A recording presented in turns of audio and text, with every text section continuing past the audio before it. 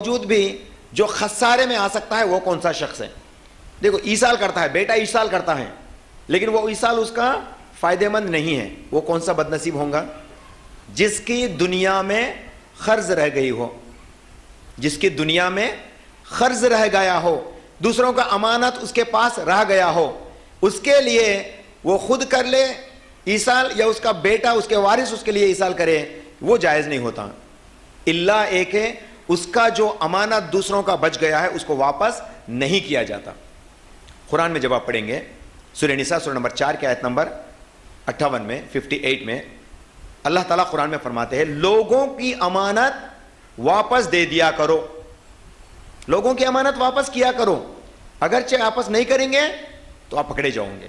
اور اس کا حدیث کا حوالہ اللہ کے نبی محمد مصطفیٰ صلی اللہ علیہ وسلم فرماتے ہیں، صحیح مسلم جلد نمبر 5 حدیث نمبر 4880 سے 4886 تک جب آپ پڑھیں گے اللہ کے نبی محمد صلی اللہ علیہ وسلم فرماتے ہیں جس کا قرضہ رہے گا اس کی معافی نہیں ہوں گی، اللہ ایک ہے جب تک کہ اس کا قرض کوئی ادا نہ کر دے.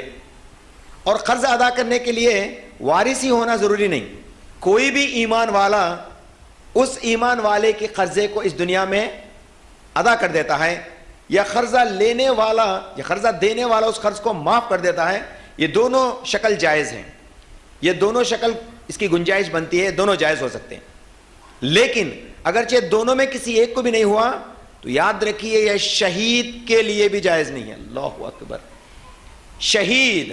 شہید کا مقام و مرتبہ اللہ تعالیٰ کے نبی صلی اللہ علیہ وسلم فرماتے ہیں، اور شہید کا مقام اللہ تعالیٰ خود قرآن میں فرماتا ہے سورہ بقرہ سورہ نمبر 2 کی آیت نمبر 155 میں، اسی طرح سے سورہ آل عمران سورہ نمبر 3 کی آیت نمبر 169 اور 170 میں اللہ تعالیٰ دونوں جگہ پہ فرماتے ہیں کس کا شہید کا مرتبہ کہ اس کو جنت کے میوے کھلایا جائیں گا وَلَٰكِن لَا تَشْعُرُونَ. اور فرماتے ہیں شہید کا مقام و مرتبہ بہت زیادہ ہے، تم اس کی شعور نہیں رکھ سکتے. You could not feel them.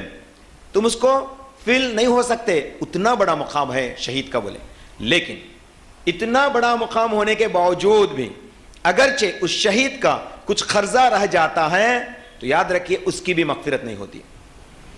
تو آپ اندازہ لگاؤ قرض کتنی بڑی چیز ہے جو شہید کو بھی جو ہے جنت نہیں دے سکتی، شہید کو بھی جنت نہیں دے سکتی اگرچہ وہ قرضدار ہے. یہاں پہ وہ کسی کا قرض کو چھوڑ دیا ہو، نیت نہیں کرا ہو کہ وہ ادا کریں، ایسی حالت میں شہید کو بھی اللہ تعالیٰ معاف نہیں کریں گے.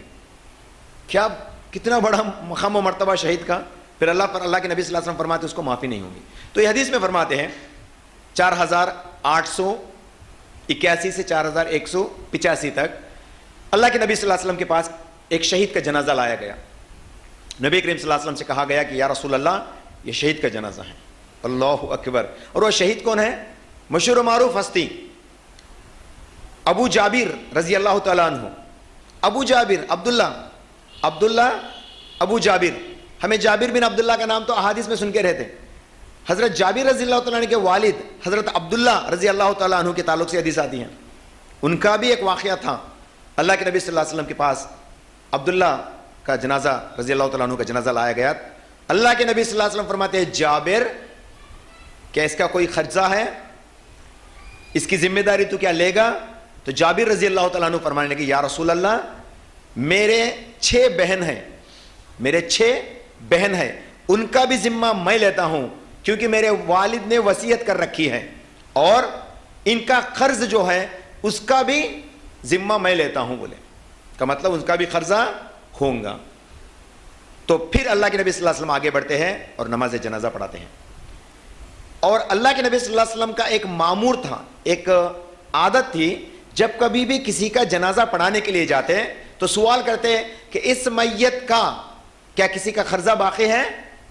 فرماتے اگرچہ وہ کوئی کہتا کہ ہاں اس کا قرضہ ہے تو آپ صلی اللہ علیہ وسلم مصلی چھوڑ کے باہر جاتے ہیں، مصلی چھوڑ کے بازو کا آ جاتے ہیں اور اعلان کرتے ہیں کہ اس شخص کی ادائیگی، اس کی قرض کی ادائیگی کیا تم میں سے کوئی کرنے والا ہے؟